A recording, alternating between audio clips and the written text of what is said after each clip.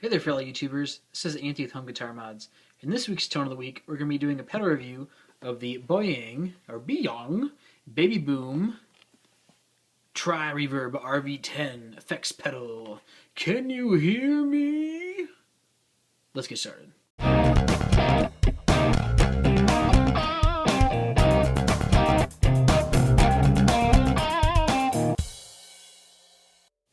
Alright, so here's the box. It says Biyang Baby Boom. Not much to say about it. It's a box. Kind of a nice box. Feels a little thin. This was $53 off of Amazon, plus then shipping, obviously, if you don't have Amazon Prime. So we open the box. There's no plastic on the outside. We have a gorgeous pedal on the inside, which, this is my favorite part about buying a new pedal. It's pulling it out of the box. Inside the box, we literally get the pedal. There's no instructions. There's no manual. That's it. The only thing we get is a lovely, lovely blue painted reverb pedal. Super heavy duty, just as good as the good MXR. Not the cheesy MXRs, but the good MXR. Very sturdy built. And we get a free pack of chiclets. Just joking, that's silica gel. Don't eat that. Anyway, so here's the pedal. I got a couple switches. Have a blend knob and a time knob. We have an A and B switch and a three-way switch for the room, spring, and hall settings. The A-B switch, the best way to describe that would be kind of like a tone circuit. The A is a much darker, fuller reverb. Basically, think of if you took your standard reverb and like jacked the bass up on it. That's what it sounds like. It's also a lot more aggressive. The B setting is going to be like every other reverb you've ever heard. That's the best way to describe that. The room is a very big room setting. With the time knob turned down, you can get a smaller room, but it's not going to be limited. Most room reverbs I find it's kind of like being in a bedroom. This room reverb I would compare to being in like a like the half of the size of a gymnasium if you turn it up. It's very big. The spring setting on this sounds very much like just a very clean reverb. Maybe a spring. I've had some real spring reverbs. It's got that very clean, chimey spring sound. It just doesn't have that spring drippiness. So if you've had a spring reverb, you know what I'm talking about. When you strumming the guitar real hard, it gets that drippy, springy sound. You're not going to get that. And then there's the hall setting, which is your classic big hall. But all of these really have a very full range of time. It's a stereo pedal. It's true bypass. So it actually has a 3 DP/DT switch in it, double pull, double throw. Runs off 9 volts. Got our stuff in the back. This runs off of 9 volts regulated, 200 milliamps only is what it says. And with some of these digital effects, you got to keep them up, otherwise they'll make a little bit of noise. It won't work as well. Alright, so for this demo, we'll be using the Epiphone Les Paul Classic with P90s into the Vox Night Train, which will be running into my homemade ISO cab, which is loaded with a 10-inch Celestion and an SM57 for classic amp flavor. Let's see how this thing sounds.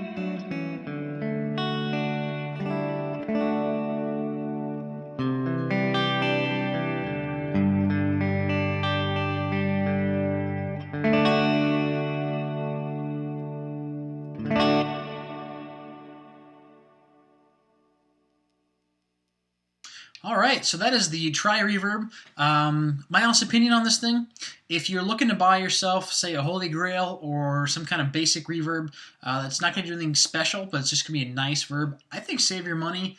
Spend the $50. Heck, get two of these things if you want. One for long reverb and one for short reverb. It's got some really great sounds on it. The A setting, I don't really like it much, especially if you get past that 12 o'clock setting.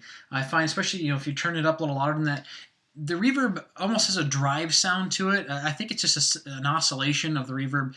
Not my favorite kind of tone. I like the classic B setting, nice and clean, nice and verby. Sounds nice to me. If you want to know what's on the inside of this pedal, keep watching the video as we tear the pedal apart, and you'll actually get to see the components on the inside. If you could care less, this is the Tri-Reverb. Check it out. Thanks for watching. And as always, keep rocking and keep modding. Alright, so continuing with the back side of the pedal, we have, again, a very, very sturdy case. Got your Forber feet, and what I love is on this, they've got a little thumb screw here that you can, with your fingers, quite easily take off. And this is how you get your battery compartment. Somebody was thinking. And inside we will see a real 3 double pull, double throw switch, which we'll reveal by taking the back off. And we've got 9 lugs. How awesome is that? Sorry about the camera. How awesome is that? A real bypass switch right there. 3. Oh, it makes me so happy. We've got some really good solder connections, some good components, but enough of the backside. Let's tear the pedal the rest of the way apart so you can actually see what makes this blue demon tick and boom. Alright, so here we have our pedal. First thing to note, it's got, which I love this, the little caps with the little screws inside the set screws. I love that kind of stuff. The side jacks use the same style screws as the MXR pedals, but what's nice about these is I feel like they're actually made out of metal.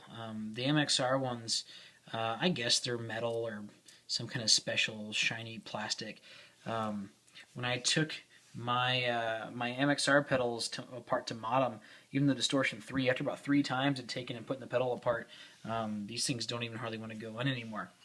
But anyway, let's take the top off and see what makes this thing tick on the inside. So here's our casing. Super thick walls. I mean, this thing has got some serious heft to it. Props to them.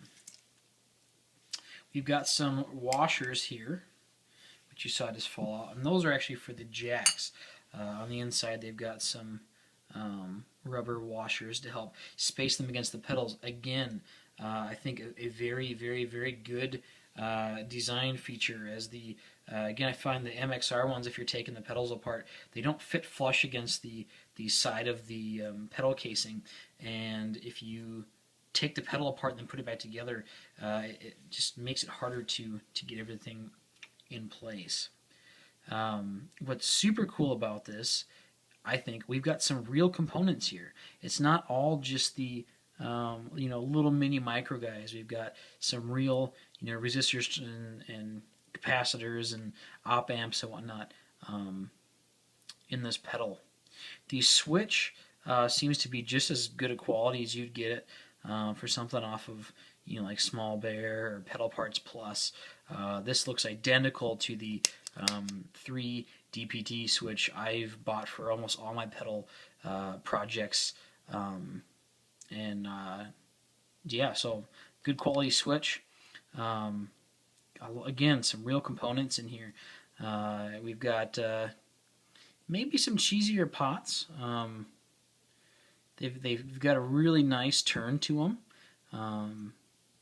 But, and if I'm wrong, comment below. Maybe these are super mega quality square green pots of doom, in which case, let me know. So cool. Let's take this top circuit board off. As you can see, there's just some sockets here, and see what we got hiding underneath. Cool. So underneath that tone control circuit, we've got some more goodies. for all of those who like to see this kind of stuff. And these jacks all feel pretty decent. Kind of a cheaper plastic feel to them, but you know, really they feel sturdy. Like, I say cheap mostly because they're kind of rough feeling. They're not as, say, polished as the cheap plastic jacks that the MXR pedals use. Really, they look almost identical to those. So far, I think in quality, and same with the board, you got a nice traces. Some really good solders. There's a few,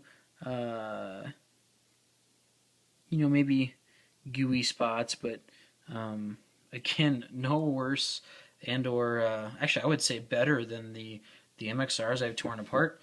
And nothing against MXR. MXR are great pedals. I think I'm just using them as a base point for comparison. This is a cheap reverb pedal at $53. They make a lot of. I shouldn't say this.